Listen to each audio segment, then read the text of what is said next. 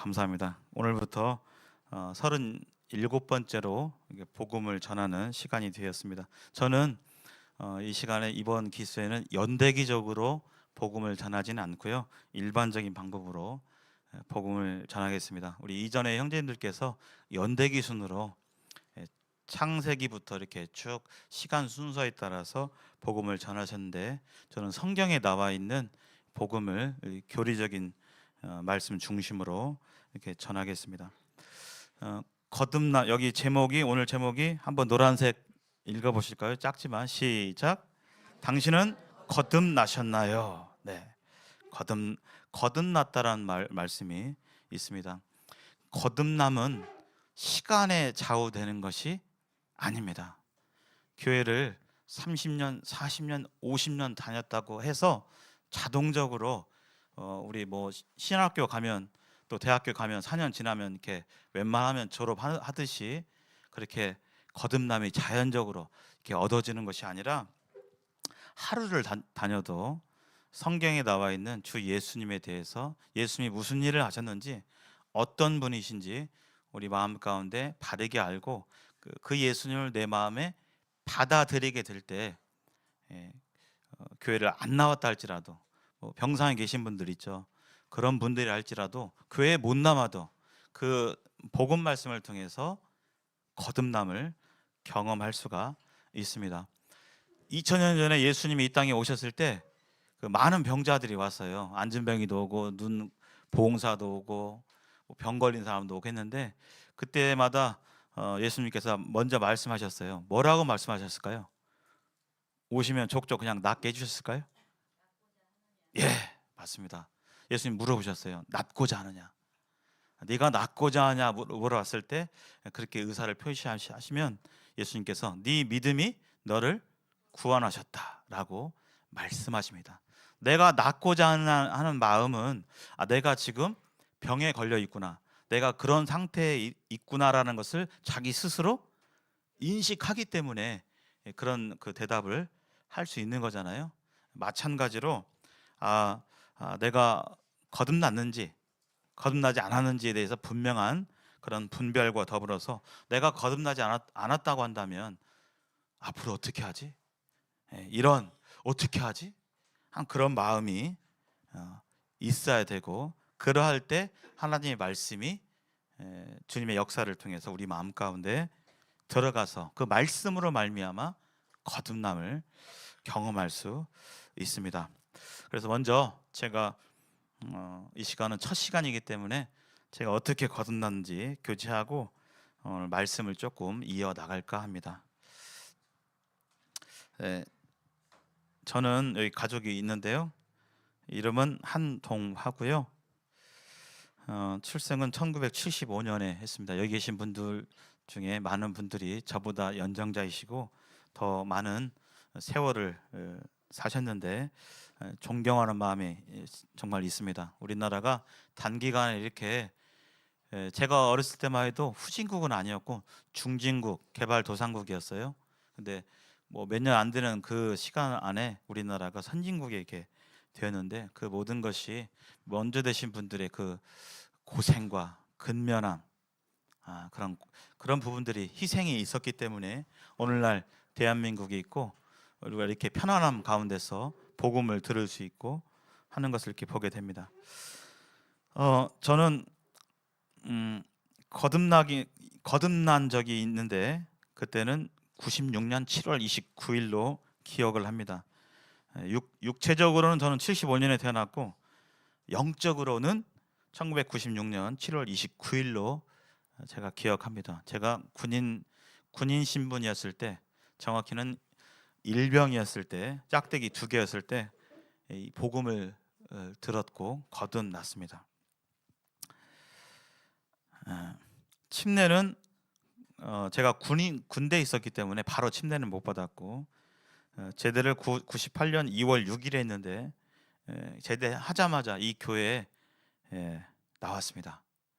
구원받고 보니, 구원받는 분들이, 그런 분들이 모인 곳이 교회라는 것을 알게 되었고, 교회 간판만 이렇게 올린 것이 교회가 아니라 정말 거듭난, 성경의 원어적으로 보니까 거듭난 사람들의 모임이 교회라는 사실을 알게 되었고, 아 그러면 어디가 이렇게 거듭난 사람들이 모여 있냐? 아 시청 뒤에 있구나. 그래서 그때 제가 번호만 알아가지고 전화를 여기 했어요. 지금은 전층을 다 쓰고 있지만 그때는 4층과 6층을 썼었습니다. 6층에 전화기가 있었고 4층에 전화기가 있었는데, 자매님 어떤 분이 받으셨는지 모르겠지만 어디 있냐고, 시청 뒤에 있다고. 아 택시 타고 가겠다고 해서 제가 군대를, 물론 군인 때 한번 나왔었고요. 그때 상병 때 나왔었는데, 그때 처음 이 교회, 이 위치에 있는 이 교회에 나오게 되었고 3월 29일에 침례를 받았습니다. 그래서 28년 정도 되었고, 거듭난 지는 30년 정도 이렇게 벌써 이렇게 되었습니다. 2019년 1월 20일에 목회자로 이렇게 부르심 받고 7년째 교회를 섬기고 있습니다. 저는 초등교사입니다. 성경에 보니까 오늘날처럼 우리나라에 많이 보이는 것처럼 직업이 없이 목사가 직업으로 이렇게 섬기는 분들이 많은데, 전 세계적으로 보면 그런 분도 계시고 자기의 일을 하면서 목회 일을 하시는 분도 상당수가 많이 있습니다. 성경에서도 사도 바울도 이 텐트 메이커라고 해서 자기 스스로 텐트를 만드는, 장막을 치고 하는 그런 일들을 통해서 물질을 얻었고 자기 먹고 사는 문제를 해결하면서 전도를 했던 그런 본이 있습니다. 그래서 현재 이렇게 있고요. 좀 더 자세히 살펴보면 저희 부모님이십니다. 꽃다운 나이 선남 선녀가 보이는데, 부모님 벌써 흑백입니다. 여러분들 우리 젊은 우리 분들은 조금 이렇게 세월이 느껴지실 텐데, 저는 삼형제 중에서 막내로 태어났습니다. 막내로. 부모님은 후에, 제가 거듭난 후에 부모님께서는 어머니가 먼저 거듭나셨고, 코로나 한참 지나서 코로나 때 아버지께서 거듭 나셔서 현재 두 분 다 80대이시고 이 교회에서 함께 주님을 섬기고 있습니다. 혹시 이 장소가 어딘지 아십니까? 예? 놀이터. 여러분들이 아시는 곳입니다. 전주 동초등학교입니다. 동초등학교. 제가 다닐 때만 해도 아이들이 많아서 한 학년에 15반까지 있었고, 아마 다 기억하실 겁니다. 이 사진은 제가 1학년 입학식 때 45년 전에 입학식 때 가슴에 그 입학할 때 이 종이를 이렇게 옛날에 이렇게 짰어요. 그렇게 입학식 때 모습입니다. 저희 어머니도 젊으셨고, 아버지는 철근 일을 하셨고 건축 일을 하셨고, 어머니는 집에서 부업 같은 걸 많이 하셨습니다. 그래서 연세가 있으신 분들은 아실 겁니다. 담배망 아세요? 담배망? 잘 모르십니까? 집에서 막 같은 부업, 가내수공하는 그런 일들 하셨는데, 이렇게 부업을 하시면서 삼형제를 키우셨습니다. 저는 여기 예배당과 가까운 지역 구형무소가 여기 인근에 있어요. 옛날 형무소 자리, 거기에 살았습니다. 형무소 자리. 그래서 인우동에서 살아갔고요. 집안이 넉넉하진 않았지만 부모님께서 사랑으로 많이 키우셨고, 형편에 비해서 자식들에게 많은 걸 해주셨어요. 제가 이렇게 되돌아볼 때 우리 집 그 정도 형편이면 어떻게 그러고 안 해주셔야 맞는데, 근데 부모님께서 많이 이렇게 유복하게 배고픔 없이 부족함 없이 고생을 잘 모르고 이렇게 잘 자랐습니다. 저는 조금 늦은 아이였어요. 깨닫는 것이 늦고, 그 어렸을 때는 성장이 좀 늦고, 거기다 내성적이어서 자기만의 세계에 빠지는 그런. 그래서 어떤 날은 하루 종일 구름만 보고 지내기도 하고, 구름이 멋있어서 반나절 막 이렇게 보기도 하고, 때때로 꿈에서 일어난 일들을 착각해서 실제로 얘기하면서 하기도 하고 했던 그런 아이였는데요. 제가 어린 시절에, 유년 시절에 제가 품에 안고 있는 이 강아지가 이름이 뽐이었습니다. 옛날에는 개를 상당히 자주 잡았어요. 기억하시죠? 온열 개 패듯이 뼈다고 하는데 진짜 팼습니다. 어렸을 때 그런 걸 봤어요 많이. 그래서 개를 막 패고 이렇게 들에서 꼬실러 가지고 어렸을 때 많이 봤습니다. 옛날에 전라도 말로 시암이라고 시암 기억 아시죠? 이렇게 마당에 이렇게 우물도 있고 이렇게 빨래도 하고 뭐 어떤 그 시암에서 동네 어른들이 개 잡아가지고 이제 개 해체하고 막 간 빼가지고 간 드시고 옛날에 그랬죠? 소금 찍어서 막 드시고 그런 것을 실제로 봤습니다. 어렸을 때. 근데 제가 정말 아끼고 좋아하는 이 뽐이라는 강아지, 흰색 강아지가 있는데 어느 날 학교를 와봤더니 없어요. 다행히 제가 보는 앞에서 잡지는 않았고 잡았다는 겁니다. 그래서 그때 제가 처음으로 제 일생에서 이 뽀미는 죽었는데 내가 나랑 눈 마주치고 꼬리 흔들고 이렇게 나를 반겨줬던 그 개는 어디 갔을까?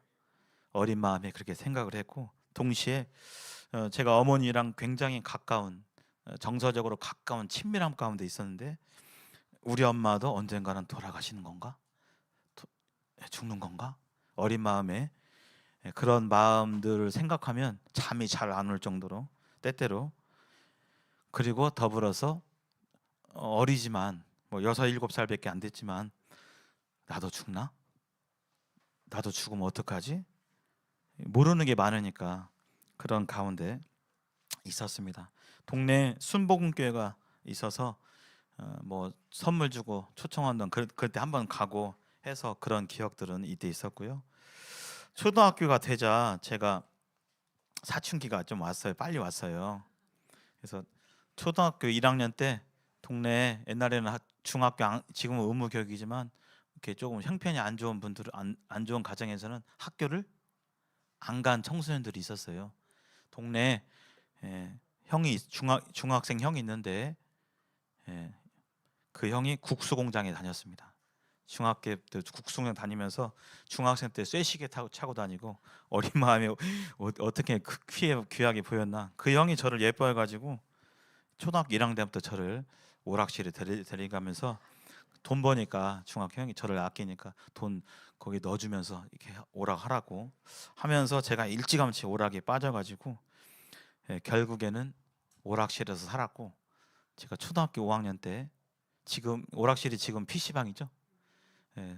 12살이었죠. 제가 12살인 저한테 오락실 주인이 저한테 가게를 맡기고 있을 정도로 옛날에는 자동이 없었기 때문에 돈을 주면 동전을 바꿔줘야 했어요. 동전으로 드는 거니까 그 정도로 오락실에서 살았습니다.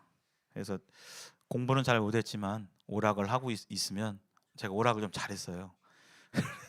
그래서 주위에 제가 오락을 하고 있으면 뒤에 구경꾼들이 이렇게 수르륵 그래서 그러면 제 공부는 못하지만 뒤에 이렇게 보면서 그런 걸 자부심을 갖고 제가 자존감을 높이면서 인정 욕구가 있었죠. 그렇게 오락을 하고 제가 이제 감수성이 풍부해서 일찌감치 TV나 영화, 음악 제가 혼자 극장에 4학년 때부터 혼자 다녔습니다. 그리고 뭐 음악도 이렇게 좋아하고 굉장히 좋아했어요. 그래서 그런 부분에 일찍 접하다 보니까 일반적으로 대중매체를 빨리 접하면 사춘기가 빨리 옵니다. 그래서 사춘기가 빨리 왔고 그런 가운데 한때 장로교회, 여름성경학교에 맛있는 거 준다게 찾아가기도 하고 했던 그런 시절이 있었습니다. 고등학교가 되면서 중학교가 되면서 이제 외할아버지 또 외할아버지 돌아가시고 할머니도 돌아가시면서 역시 죽음에 대한 의문이 계속적으로 있었어요. 언젠가는 사람은 죽는구나. 생각하면 무섭고 생각하기 싫고 그냥 생각하다 말고 이런 가운데 있었는데 그러면서 어머니 형이 교회를 다니기 시작했습니다. 다 전주에 있는 교회입니다. 맨 처음에 초등학교 때 장로교회 이름만 대면 다 아시는 교회예요. 저기 육지구에 있는 큰 교회, 전북대학교 병원 앞에 있는 큰 교회 초6 때 다녔고요. 거기는 장로교회였습니다. 중학교 1학년 때는 침례교를 다녔습니다. 이때 제가 침례를 받았어요. 어떻게 받았냐? 수련회를 가서 우리 말은 수양회를 갔는데 거기서 막 찬양을 인도하면서 막 찬양을 하는데 제가 그때 울면서 통성 기도를 하고 회개 기도를 했어요. 예수님 이렇게 들으면서 울면서 제가 중학교 1학년 때 했는데 분반 선생님이 보시고 이제 구원받은 것 같다 해가지고 뭐 아무것도 모르는데 너 침례 받아야 되는데 이제 해서 중학교 1학년 때 침례를 받았습니다. 근데 이제 이사 가면서 이 교회를 안 나가게 됐고요. 여기 육지구에서 제가 살았는데 금암동에 저기 효자동으로 이사 가면서 안 나가게 되었고 중2, 3을 이렇게 교회를 안 나가다가 중학교 3학년 선생님이 제가 교회 안 나가는 걸 보고 교회 다니라고 이렇게 해가지고 효자동에 있는 또 가까운 교회, 또 이름만 알면 다 아는 교회, 거기는 성결교회였습니다. 여기에서는 교회를 다녀서 6개월 정도 다니니까 제 명단이 뜨더라고요. 그래서 학습 대상자다. 그래서 학습 대상자라고 해서 종이에 어떤 이 성경의 여러 내용들이 있는 종이를 저한테 주더라고요. 그거 보라고. 그걸 봤어요. 하나님은 삼위일체 하나님이시다. 뭐 예수님은 하나님의 아들이시다. 뭐 이런 내용들이 써 있는. 그걸 보고 다시 6개월이 지나자 이제는 학습 대상자가 세례 대상자가 되었습니다. 근데 세례를 받기 전에 해야 돼요. 뭐를 해야 되냐면 담임 목사님하고 문답을 해야 돼요. 목사님이 물어봐요. 그러면 이제 대답을 하는 겁니다. 그래서 긴장된 마음으로 갔는데 목사님께서 하나님이 이 세상을 창조하신 걸 믿으십니까? 네. 예수님이 하나님의 아들이신 걸 믿으십니까? 네. 주관식으로 대답하는 것이 아니라 네만 하면 통과했습니다. 그 당시에 제 마음은 얼마나 감수성이 예민해요. 남들 눈치 보고 남이 나를 어떻게 볼까 이런 식인데 거기서 아니요 할 수 없잖아요. 그리고 다른 형들 막 누나들 다 세례받고 하는데 나도 그 분위기에 편승해서 받고 싶은 그런 마음에 그냥 네라고 했어요. 그렇다고 안 믿는 것도 아니고 했는데 이제 바로 세례는 아시죠? 이렇게 이런 물그릇에다가 목사님이 손으로 순간적으로 물을 움켜서 휙 하면 여기로 물방울이 이렇게 떨어지는 세례를 저도 받았습니다. 그러면서 종교 생활이 시작했어요. 여전히 저는 대중문화에 심취해 있었고 그 당시 제가 이제 아까 기타를 쳤는데 그때 고등학교 1학년 때부터 기타를 쳤고 또 음악을 들으면서 음악을 하고 싶고 영화에 빠지고 애니메이션에 빠지고 문화에 빠지는데 좋긴 하는데 한편으로 가슴속이 공허한 허무한 그런 부분들이 있었습니다. 청년기가 되자 제가 이제 대학교 때 전북대학교를 94년도에 입학을 했고요. 대학 생활에서 그 당시만 해도 데모가 있었고 또 술 문화가 아주 많았습니다. 그래서 대학교 들어가면 선배들이 이 대야에다가 술을 막걸리, 소주 이걸 다 부어가지고 선배들이 가면서 거기다가 뭘 해야 할까요? 손을 씻어요. 그리고 어떤 분들은 양말을 벗어가지고 거기다 놓고 쭉 짜고 그다음에 막 어떤 사람들은 침을 뱉고 뭐 머리카락도 뭐 놓고 그걸 그 사발을 이제 너희 신입생 동기들의 우정과 단합을 보겠다. 쭉 돌아오면서 마셔. 다 돌 때까지 안 마시면 뭐 이런 거 있죠. 그런 문화였습니다. 지금은 아니겠지만. 그래서 제가 예수님 믿고 교회를 다니는데 술을 마시면 되겠는가? 그런데 제가 공대를 다녔어요. 전체 50명 중에서 46명이 남학생이고 4명이 여학생입니다. 대학생 남학생들이 수업 끝나면 뭐 하겠습니까? 술 마시고 당구 치고 노래방이죠.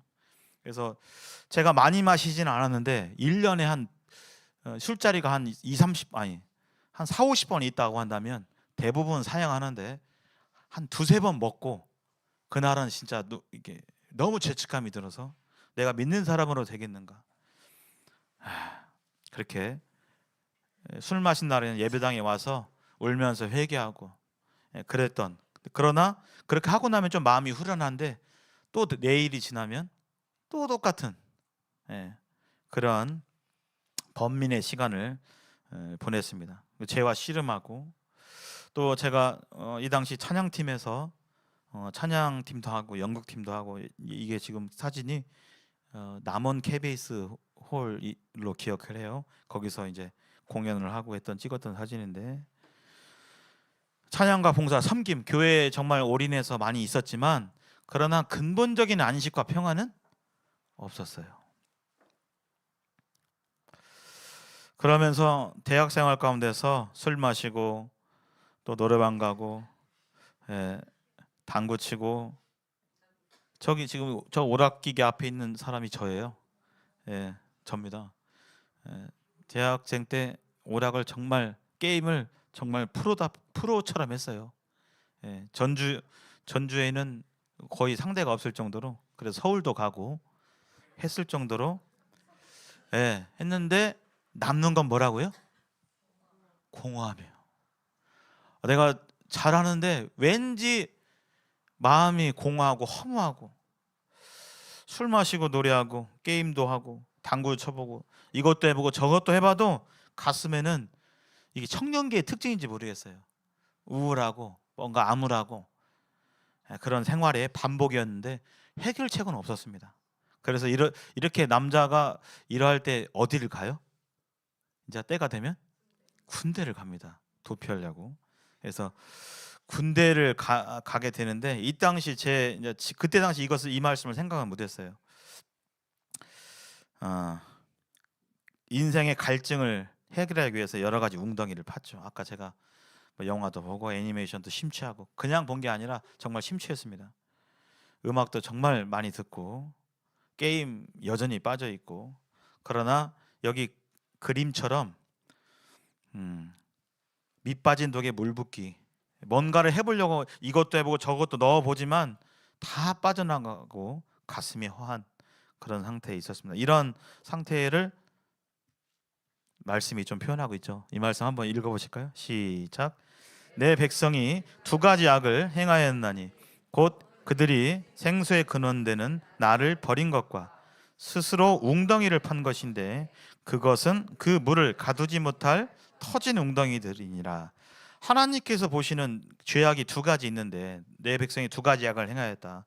첫째가 있고 둘째가 있는데, 첫째가 더 근본적이고 하나님께서 중하게 보는 죄인데요. 첫 번째 죄가 뭐냐면 생수의 근원되는 나를 버렸다. 생수의 근원되는 나, 이게 누굴까요?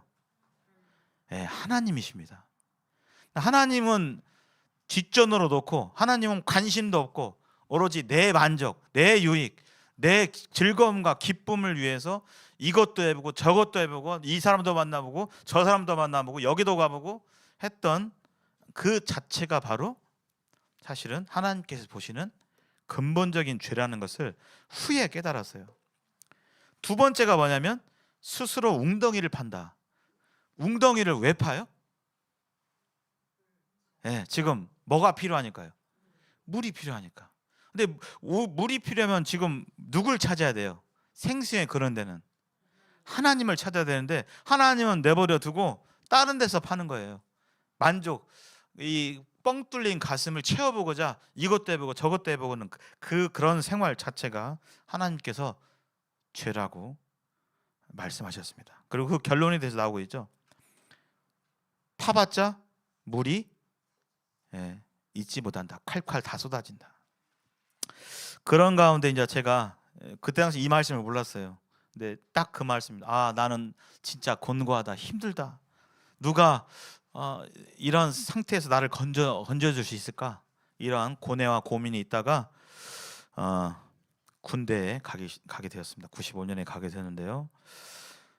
대구로 가게 되었고, 자대 배치를 여기 임실 탄약창, 우리 잘 아시죠? 우리 재환이랑 손수삼님 잘 아시죠?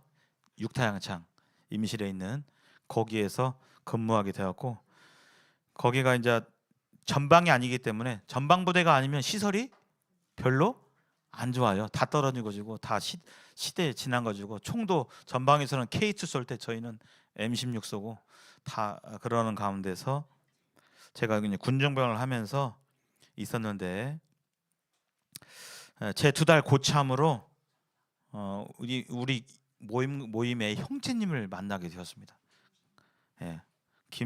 부식 형제님이라고, 이분이 제 2달 고참으로 오게 되었고, 제가 군종병인데 꼬치꼬치 무는 거예요. 처음 들었던 말이, 구원 받았어? 구원 받고 군종병 하는 거야? 너 받았다고. 받았습니다. 뭐 이렇게 얘기했는데, 거듭났어? 근데 거듭났다는 말은 별로 안 들어봤거든요. 머뭇머뭇거리고, 거듭났어요. 죄사함 받았어?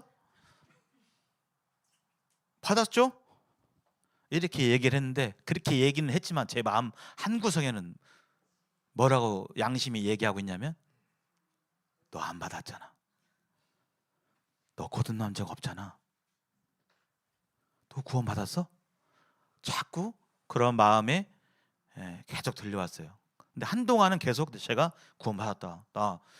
내가 옛날 전주에서 큰 교회에서 찬양팀도 하고, 내가 대학부에서 뭐 하고 막 교회 오래 다녔고, 다 신실하게 막 암송대회에서 내가 1등하기도 하고 막 그런 걸 하면서 막 했는데요. 시간이 지나면서 계속 제 양심 가운데, 너 안 받았잖아. 너 안 받았잖아. 그런 음성이 이렇게 들렸어요. 그러다가 이 형제님하고 교제하면서 이제는 제가 어디까지 인정하게 됐냐면, 이렇게 놀려요. 아이고, 가짜가 군종병하고 있네. 가짜 신자가, 구원도 못 받은 신자가 이렇게 저한테 놀려요. 근데 이제 제 심령이 이제 아까 초창기에는 발 끊어는 것이 아니라, 맞습니다, 그렇게 인정하는 데까지 이르렀고, 그러면 제가 어떻게 해야 구원받죠? 제가 어떻게 해야 거듭날 수 있죠? 알려주십시오. 하게 되었는데, 군대에서는 그런 시간이 별로 없습니다. 지금은 좀 자유시간이 있는데, 저희 때만 해도 상병 군생활 1년까지는 내무반에 있는 TV를 볼 수가 없었습니다. 짬밥도 안 되는데 뭐 어디서 그 TV를 보냐고. 그래서 뭐 자유롭게 얘기할 시간이 없어서, 때마침 하나님께서 기회를 주셔서 제가 일병 휴가를 14박 15일로 나오게 될 때, 예정이 없던 이 형제님이 휴가가 겹쳤어요. 같은 기간에. 그래서 같이 휴가가 겹치면서 이렇게 얘기를 했습니다. 이분은 천안에 사는데 네가 구원받고 싶으면 천안으로 올라와라. 그래서 제가 96년 7월 달에 천안에 올라가서 이 형제님하고 교제를 하게 되는데, 제가 이제 결정적으로 무너지게 된 말씀이 이 말씀이었습니다. 너 죄사함 받았어? 예, 받았어요. 어떻게 받았어? 하나님 앞에서 눈물로 회개하고 이렇게 하면 되죠. 하나님 앞에 용서를 구하면 용서를 해주죠. 그래서 제가 없어지죠. 그때 이런 얘기를 하셨어요. 네가 회개하기 전에 교회 가려고 교회를 가는 버스 안에서 만약에 교통사고도 하면, 네가 회개하기 전에 죽으면 넌 어떻게 되는 거야? 여기에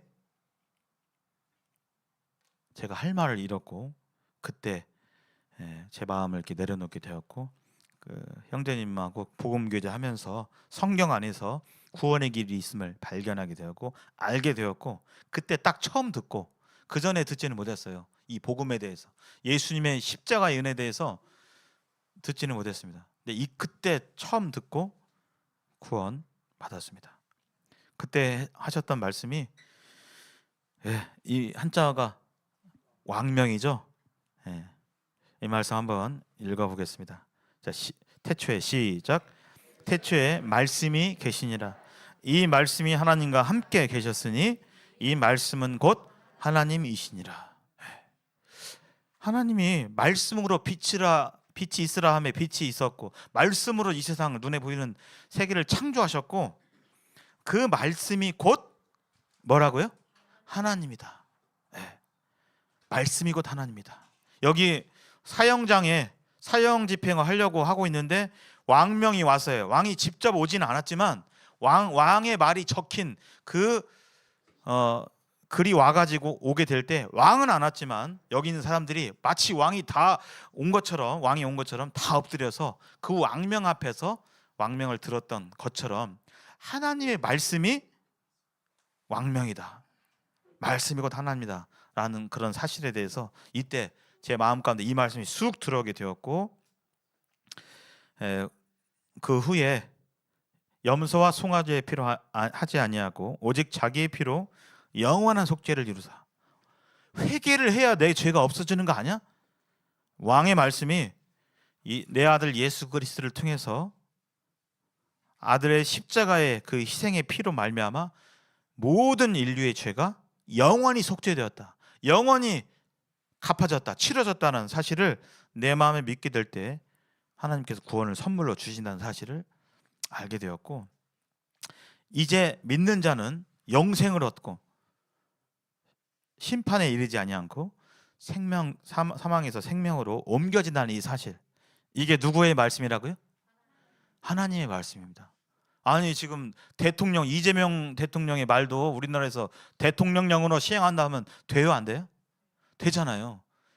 한 나라, 이 작은 나라의 대통령 통치자의 말도 웬만하면 다 이루어지는데, 천지를 만드신 하나님의 말씀이, 하나님이 그렇다고 하시면 그러한 거죠. 제가 그때 이 말씀을 받아들이고 구원받게 되었고, 여기 잠깐 한 달 동안은 이전에 다니던 교회와 지금 우리 기린도교회하고 두 군데를 같이 다녔어요. 그러다가 여기 아브라함이 여호와의 말씀을 따라간 것처럼 저도 그쪽 교회가 형 누나들 인맥이나 정도 많고 목사님도 많고 전도사님도 다 알고 익숙하고 좋은 곳이었지만 말씀대로 하는 교회, 말씀을 따라서 이 교회에 오게 되었고, 여기 오른쪽에 보시면 제가 침례를 받는 98년 3월 29일에 침례를 이렇게 받게 되었습니다. 더불어서 좀 더 정서적으로 저와 가까운 어머니께 복음을 제가 방에서 전했어요. 우리 엄마 지옥 가면 안 되잖아요. 우리 엄마 이렇게 고생하시고 하시는데 그 영원한 지옥 가면 안 되잖아요. 제가 제 방에서 제 침대에서 어머니 불러가지고 어머니랑 제 간증을 하면서 사람이 천국 갈 수 있다, 하나님 나라 갈 수 있고 하나님 자녀로 될 수 있다는 것에 대해서 제가 전하고 또 교회로 인도되면서, 제가 3월에 침례를 받았고 어머니는 비교적 빠른 시간 안에 5개월 후에 침례를 받게 되었습니다. 근데 이제 아버지께서는 이쪽에 통 관심이 없으셨어요. 그래서 시간이 좀 오래 걸리셨습니다. 그래서 코로나 시기인 19년 5월 26일에 아버지의 구원 받으시고 침례를 아들인 제가 이렇게 침례를 했어요. 이런 은혜가 있었습니다. 이 37차 연대기가 아니라 복음 전도입니다. 복음이라는 말을 많이 들으셨을 텐데, 복음은 복된 소식입니다. 복된 소식. 그래서 성경에서는 이렇게 얘기하고 있습니다. 한번 이 말씀 읽어보실까요? 시작. 천사가 이르되 무서워하지 말라. 보라, 내가 온 백성에게 미칠 큰 기쁨의 좋은 소식을 너에게 전하노라. 이게 복음이에요. 온 백성에게, 모든 백성에게 미치는, 해당되는 큰 기쁨의 좋은 소식, 이게 복음입니다. 세상에 복음은 많이 있는데요, 모든 사람에게 적용되는 복음은 예수 그리스도의 십자가의 복음 외에는 없습니다. 요즘 그 주식하는 사람, 저는 주식 안 합니다만은 주변에 주식을 많이 하더라고요. 자기가 사놓은 주식이 올랐어요. 그러면 그 해당 주식이 올랐다는 소식은 모든 사람에게 복된 소식이에요? 그 주식을 산 사람에게만 복된 소식이에요? 그 주식을 산 사람에게만 복된 소식입니다. 그렇지 않은 사람들은요, 오히려 복된 소식인커녕 배 아픈 소식이에요. 하루아침에 몇백만 원 벌었네, 아이고 배 아파, 이렇게 되는데, 예수님의 십자가의 복음의 이 소식은 모든 사람에게 차별 없이, 남녀노소 나이와 상관없이 들을 기만 있으면 적용되는 복된 소식입니다. 그래서 이 37자 이 시간을 통해서 기도합니다. 저와 여러분께서 하나님이 정말 어떤 분이신지 많이 들어오셨겠지만, 성령께서 우리 마음 가운데 하나님에 대한 그런 깨달음을 주시고, 더불어서 내가 누구인지 알게 되기를 기도하고요. 내가 왜 살아가는지 60년, 50년 살아오셨지만 살아가는 목적을 알아가게 되기를 기도하고, 또 여기 계신 모든 분들이 구원 받고 하나님을 올바르게 섬겨 나갈 수 있게 되기를 기도합니다.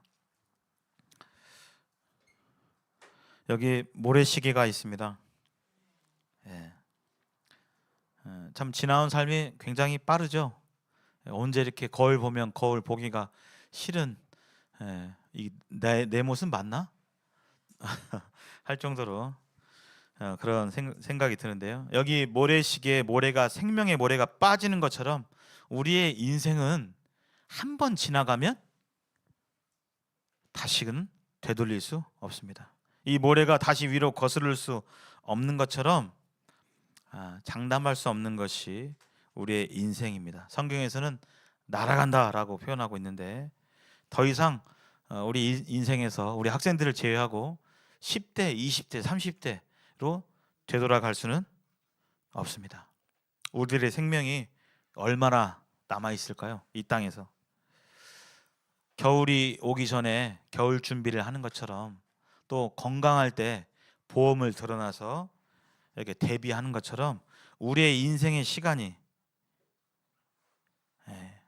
다 가기 전에 인생에 대해서 진지하게 고민해보고, 이 부분에 대해서, 이 죽음에 대해서, 이 죽음의 문제에 대해서 확실하게 해결해야 함을 이렇게 보게 됩니다. 이 말씀 한번 읽어보실까요? 시작. 너는 청년의 때 곧 공고한 날이 이르기 전, 나는 아무 낙이 없다고 할 해가 가깝기 전에 너의 창조자를 기억하라. 병 중에서, 나이 들어서 병 들었을 때 무서운 병 중에 하나가 뭘까요? 치매입니다. 치매에 걸리면 나는 안 그러고 싶은데 내 자식도 몰라보잖아요. 내가 무슨 행동을 하는지도 모르게 되고. 그래서 우리의 인지적인 이 사리분별이 잘 안 될 때가 올 수도 있다는 것입니다. 그러하기 전에. 근데 그러한 시기는 뭐 정해진 것이 아닙니다. 사람마다 다 다르죠. 그러한 시기가 오기 전에 하나님을 기억하고 또 거듭나야 함을 보게 됩니다. 여기 모든 사람은 죽게 되는데, 대통령이든 일반인이든 왕이든 잘생긴 아이돌이든 또 금메달을 따서 영광을 누렸던 사람이든 언젠가는 다 죽습니다. 바로 여기에 인간의 두려움이 있고, 이 죽음 앞에서 모든 계획, 이런 것들은 힘을 잃어버리게 되는 것입니다. 나 3년 뒤에 제주도 갈 거야. 3년 뒤에 유럽 한번 가볼 거야. 3년 뒤를 우리는 보장할 수가 없습니다. 100% 보장할 수가 없어요. 그래서 여기 이 말씀 좀 작지만 한번 읽어보겠습니다. 자, 시작. 한번 죽는 것은 사람에게 정해진 것이요 그 후에는 심판이 있으리니. 죽는 것은 정해졌습니다. 누구도 피할 수 없는데요. 성경 하나님 말씀은 그 뒤로 끝이 아니라 심판이 분명히 있다라고 말씀하고 있습니다. 그래서 이 시간, 이러한 시간을 두고 이걸 전하는 것입니다. 죽음 뒤에 아무것도 없고 뭐 괜찮다고 한다면 굳이 이런 시간을 통해서 말씀할 필요가 없겠죠. 그러나 죽음 뒤에 분명한 내세가 있고 하나님께로 돌아가는 일이 있고 또 심판에 따라서 두 길로 나눠진다는 것입니다. 출생에는 순서가 있지만 죽음에는 순서가 없습니다. 익은 감도 떨어지지만 익지 않은 선감, 땡감도 떨어지는 것이 우리의 인생입니다. 제가 초등학교에 22년, 3년 근무하면서 제자가 죽은 일이 딱 한 번 있습니다. 제가 직접 가르치진 않았는데 제가 아는 애였어요. 시골 학교에서 전교생이 50명이니까 전교생 50명 다 알까요, 모를까요? 알죠. 저희 반은 10명이었고요. 거기서 한 몇 년 있으니까 다 알겠더라고요. 그 시골이니까 동네 누구의 동생, 누구의 뭐 다 이렇게 되니까. 어느 날 어느 해 비가 많이 왔었을 때 그 아이가 여름 방학 동안에 물놀이를 하다가 떠내려 갔어요. 비가 많이 오는데 그래서 제가 그 현장을 직접 보지 못했지만 망경강 몇 킬로를 떠내려가서 망경강에서 찾아와서 그 익사로 발견되어서 했던 그런 모습들. 내일 일을 장담할 수 없는 게 우리의 인생입니다. 이렇게 말씀하고 있는 저도 내년을 알 수 없는 것이죠. 그런데 많은 사람들이 죽음에 대해서 죽음은 나에게 멀리 있어, 아직은 아니야 라고 생각하는 경향이 있습니다. 그런 착각 속에 살아가면서 그 생각 해봤자 답이 없으니까 힘들고 애써 외면하고 사는 게 그냥 다 그렇지 뭐 이렇게 살아가게 되는데 마귀의 속임일 수 있어요.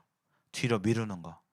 내 죽음에 대한 문제는 지금 대비하고 지금 기회가 있을 때 이렇게 대비해야 함을 생각해 보게 됩니다. 죽은 뒤에 심판을 받는다고 했는데 이 심판이 있다는 것은 이 땅에서 재판이거든요. 재판을 아무나 하나요? 길 가는 사람 잡아다가 당신 전주법원 갑시다 이렇게 할까요? 아닙니다. 죄가 있는 것으로 추정되는 사람을 하게 됩니다. 이 심판은 이 세상의 법은 우리나라 대한민국 형법, 민법 뭐 이런 것에 따라 하지만 이 하나님 나라에서의 이 심판은 하나님의 법인 성경에 의해서 하게 되고요. 무죄 아니면 유죄를 받게 됩니다. 그래서 우리는 이 죄가 무엇이고 또 어떻게 하면 이 죄 문제를 해결할 수 있는지 우리는 여기에 관심을 가져야 되겠습니다. 근데 많은 사람들이 이런 생활을 많이 하고 있어요. 저도 아까 구원받기 전에 그랬고요. 이 빨간 선이 하나님의 기준인데 이 기준을 통과하면 되는데 사람들이 저마다 자기의 노력으로 하나님의 기준에 도달하고자 합니다. 그래서 어떤 사람들은 죄를 안 지으려고 하고, 지난 연대기 때 성철 스님 기억나시죠? 지난 연대기 때 우리 이명재님께서 성철 스님 얘기하셨잖아요. 죄 안 지으려고 산속에 들어 여기 있으면 막 욕심 생기고, 아이고 좋은 패딩 입었는데 나도 입고 싶네. 어디 뭐 유럽 갔다면서 나도 가고 싶네. 이런 욕심이 자꾸 드니까 그런 속세에서 떠나서 산속으로 들어가서 옷 두 벌로 14년간 지내고 14년간 안 나가고 10년간 장좌 불화라고 했죠. 예. 등 따스고 배 부르면 뭔 생각이 난다고요? 자꾸 엄한 생각이 나니까. 우리도 그러잖아요. 사람들 보면 다 그런 건 아니지만 살만하고 뭐 돈이 좀 생기고 여유가 생기면 이제 엄한 생각이 들고 이렇게 하는 것이 사람의 본성인데, 그렇게 죄 안 지으려고 하는 사람들도 있었는데요. 그러한 노력으로는 하나님의 기준에 도달할 수가 없습니다. 어떤 이는 교회를 열심히 다니고 기부하고 자선하고 봉사를 열심히 하고, 내가 이렇게 열심히 했으니까 하늘에서 이것을 귀하게 보셔서 나를 천국에 데려가 주시겠지. 성경에는 그런 말씀이 없습니다. 내가 40년간 11조를 한 번도 빠짐없이 이렇게 했는데 하나님께서 이것을 예쁘게 봐주시겠지. 아닙니다. 그런 행위로는 절대 하나님의 기준에 도달할 수가 없습니다. 이렇게 자기의 노력으로 하나님께 나아가려는 이 자세는 뭐라고 부르냐면 이게 바로 종교라고 합니다. 반면에 신앙은 인간의 노력이 아니라 하나님께서 내려주신 은혜를 듣고 받아들여서 그 하나님의 은혜 가운데 거하는 것이 바로 신앙입니다. 그래서 내 공로는 아무것도 없습니다. 내가 똑똑해서 내가 잘나서 내가 뭘 해서가 아니죠. 그렇기 때문에 누구든지 예수님을 통해서 구원받을 수 있게 되는 것입니다. 만약에 돈이라면 돈 없는 사람들은 하나님 나라에 갈 수가 없습니다. 만약에 섬기는 것으로 내가 교회에 충성봉사하고 섬겨서 천국에 가는 것이라면 아파서 수족을 잘 못 누리는 사람들, 병원에 누워있는 분들은 하고 싶어도 할 수가 없는 것입니다. 그러나 성경은 그렇게 얘기하고 있지 않습니다. 그런 사람들을 가리켜서 여기에서 이렇게 얘기하고 있습니다. 그들이 하나님께 열심히 있으나 올바른 지식을 따르는 것이 아니니라. 하나님의 의를 모르고 자기 의를 세우려고 힘써 하나님의 의에 복종하지 아니한도다.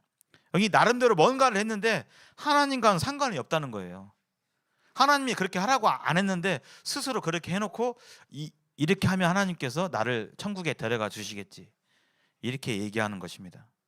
중요한 것은 내가 무언가를 하는 것이 아니라 하나님께서 원하시는 것을 분명히 알고 그것을 마음으로 받아들일 때 하나님의 이 기준에 충족하게 되는 것입니다. 그래서 참된 신앙은 하나님의 뜻이 무엇인지 알고 그것을 어린아이처럼, 이리재고 저리재고가 아니라 어린아이처럼 그대로 하나님 말씀을 받아들이고 믿는 거, 이것을 하나님께 기뻐하셔요. 그래서 하나님 말씀 앞에서는 복잡한 생각, 여러 생각, 내 생각을 가질 필요가 없습니다.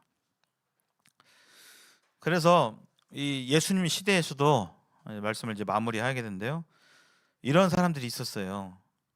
길기 때문에 제가 읽어보겠습니다. 나더러 주여 주여 하는 자마다 다 천국에 들어갈 것이 아니요 다만 하나님에 계신 아버지의 뜻대로 행하는 자라 들어가리라. 누구의 뜻대로요? 아버지의 뜻대로, 내 뜻대로, 내 나름대로, 내 생각대로가 아니라 하나님의 뜻대로 해야 되는 것입니다. 그럼 이 사람들이 어떻게 했냐? 내 나름대로 뭘 했냐? 그 날에 많은 사람이 나더러 이르되 주여 주여. 여기 그날에 많은 사람이라는 것은 그렇게 나름대로 했던 사람들이에요. 여기서 나는 하나님, 심판자이신 하나님입니다. 하나님 앞에서 주님, 제가 살았을 때 이렇게도 했고요, 저렇게도 했고요, 주님 이렇게 봉사했고요, 이렇게 하는 거예요. 그 내용이 뭐냐면 주여 주여 우리가 주의 이름으로 선지자 노릇하며, 선지자는 일반 평신도가 아닙니다. 하나님의 뜻을 받아서 대리하는 목회자들을 뜻하죠.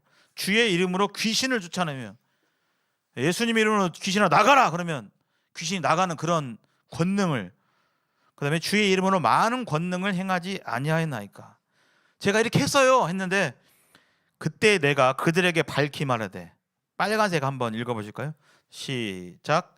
내가 너희를 도무지 알지 못하니 불법을 행하는 자들아 내게서 떠나가라 하니라. 비록 기독교 안에서도 하나님의 이름으로, 예수의 이름으로, 여기 주의 이름으로 선지자 노래 했잖아요. 주의 이름으로, 부처의 이름으로 아니라 알라의 이름으로가 아니라 예수님의 이름으로 이렇게 하는 경우도, 그 모습도 하나님의 말씀대로가 아니라면 예수님께서 그것을 인정하지 않는다는 뜻입니다. 그래서 우리는 우리가 정말 믿음 안에 있는지 너희 자신을 시험하고 너희 자신을 확증해 보라는 겁니다. 정말 내가 거듭났는지 안 났는지. 만약에 예수 그리스도께서 너희 안에 계신 줄을 너희가 알지 못하는, 여기 예수님이 계시는 것을 알지 못하면 너희는 버림받은 자다, 너는 구원받지 않았다라고 얘기합니다. 거듭난다는 것은 거듭났게 될 때 성령이, 하나님의 영이 어디에 오는 거예요? 내 마음속에 오는 거예요. 구약 시대에는 성막에 거하셨지만 신약은 성막이 아니라, 성전이 아니라, 성전에 계시는 것이 아니라 너희 몸이 성전이라고 했습니다. 믿는 자들의 몸이 성전이라고 했어요. 그래서 정말 거듭나면 하나님의 영이 내 마음 가운데 좌정을 하세요. 그래서 내가 알게 됩니다. 아, 내 안에 하나님이 계시는구나, 성령이 계시는구나. 근데 그것을 알지 못한다? 그러면 아직 구원받지 않았다. 그래서 시험해봐라, 확증해봐라 라는 말씀입니다. 말씀을 마무리하겠습니다. 사람은 태어나면 누구나 죽습니다. 그러나 성경은 죽음 뒤에 심판이 있다고 증거합니다. 누구든지 거듭나지 않으면, 또 생명책의 이름이 기록되지 않으면 심판